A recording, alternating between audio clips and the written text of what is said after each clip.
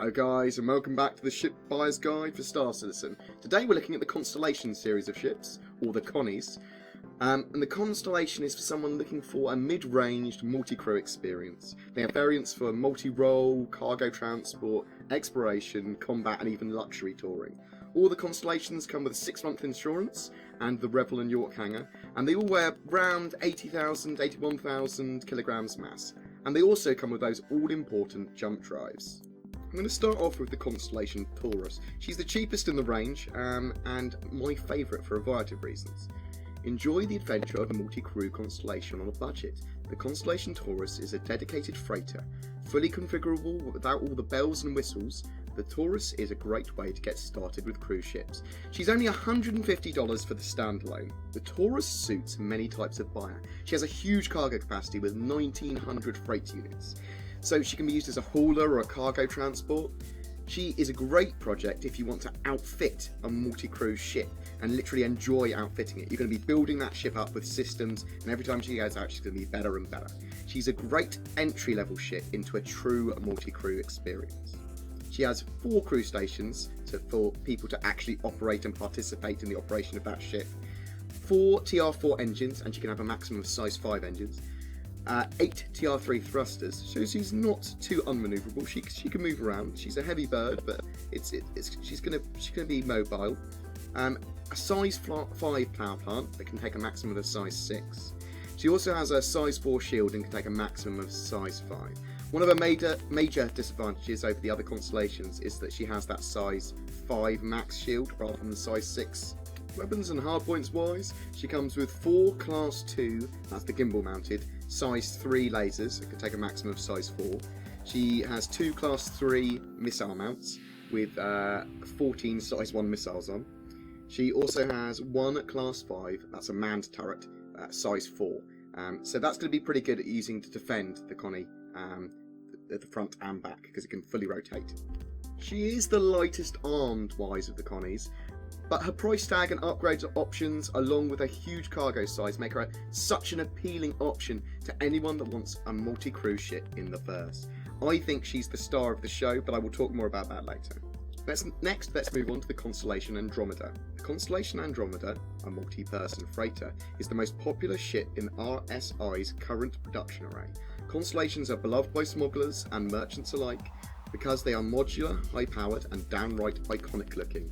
The Andromeda is an upgrade from the Taurus in equipment, and although marketed as multi-function, the Constellation, when compared to the Taurus, we see that this Connie is much more suited for combat. She comes with still those 4 class 2 size 4 lasers, 4 class 3 size 1 missile mounts with 28 size 1 missiles, 2 class 3 size 2 missile mounts with 20 size 2 missiles, and this time 2 class 5 size 4 man turrets. That's 4 more missile mounts than the Taurus, which is 34 missiles, and an extra manned turret. This means that the Andromeda has 5 crew stations. This is a really great combat ship. She's got great arcs of fire, she's got a great amount of weapons and a huge amount of missiles. Equipment and upgrades wise, she has still a 1,100 freight unit cargo capacity, which is going to be more than enough for your needs. 4 TR5 engines, and the max is size 5. A size 5 shield with a max size of 6, and a size 5 power plant with a max of size 6. This is also a better stock model of power plant than the Taurus, probably. I mean, we don't know exactly how the equipment and everything is named. We don't know exactly what that equipment does, but we can only assume, as it's a better model and it's got a different name, that it is a better power plant. She also comes with a P-52 one-man fighter, the Merlin. This will allow one of your crew to fly around to protect the Connie, or possibly use as a planet-side runabout, or to get places that larger ship can't. There'll be some form of coupling and decoupling method for the fighter when it boards and disconnects from the Connie. But it looks awesome. I love the idea of running across the ship to jump into that fighter for some reason.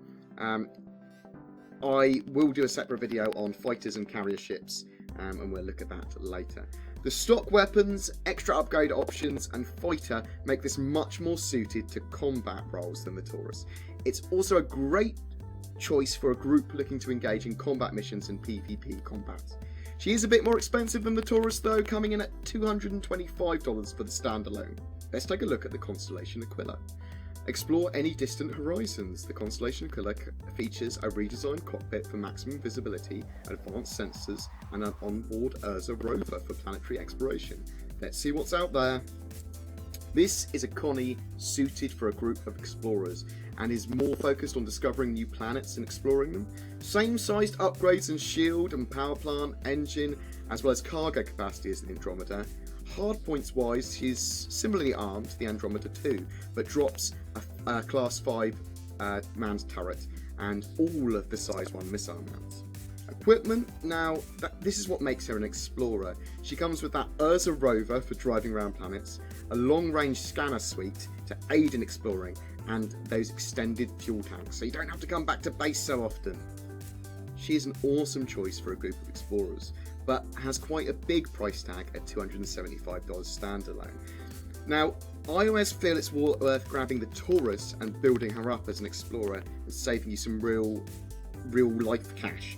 But the other option here is also to spend an extra $75 for $350 and grab yourself one of the Carracks. The Carrack is the top tier exploration ship for groups, so it kind of depends on what you want here. And finally, we look at the Constellation Phoenix, a dedicated luxury spacecraft for the discerning star captain. The Constellation Phoenix can be operated as an organisation command ship and features a luxurious redesigned interior.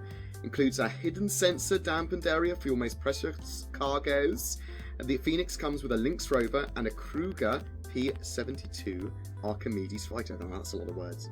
The Phoenix is built for luxury and suits a group that want to be flashing and shoving off while exploring the verse, with amazing combat abilities as well as great exploration equipment.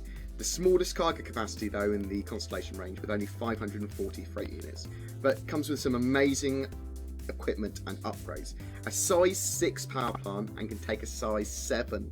Better stock engines and shields than the other Connies. Weapons and hardpoints wise, she comes with 4 class 2 size 4 lasers, size 4 class 3 size 2 missile mounts, that's 38 size 2 missiles, those 2 class 5 manned turrets, as well as a class 9 auto point defense system. Now this is the sort of thing you'd have on like a capital ship or a small capital ship to shoot down like missiles and things. Not entirely sure how the auto point defense systems are going to work, but I assume they're going to protect the shit out of your ship from like little asteroids and little missiles and things like that. Great set of weaponry and equipment here. That P-72 Archimedes fighter and Lynx rover, oh my god, she's going to be the best of all of the Connies, basically, chucked into one with even better upgrades and better equipment. She even has a hot tub.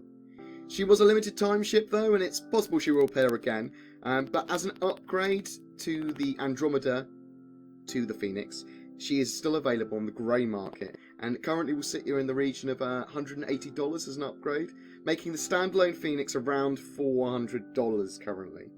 Too expensive in my books. Package wise, so you can grab the Constellations in packages for an extra $50. Now these come with some physical rewards which are different to other ship packages, so as well as the ship package. My opinion is, if you're not interested in the physical awards, $50 is too much to grab that ship package, and you could just grab another ship with a package at that price, such as a for $20 you can grab the AMD Mustang, and that comes with a ship package and bead and all that jazz. So there are other options there. In conclusion, if you're looking for a reasonably priced multi-crew solution, then the Constellation is for you. The Taurus though, for $150, is the star pick of this show. For its price and having all the great upgrade options and being an amazing hauler too, I just think she's a great entry level into true multi-crew stuff. Alternatives to the Aquila and the Phoenix would be the Carrack at $350 standalone. The Carrack is a top tier group exploration vessel, and if that's what you want from the verse, you can't really do any better.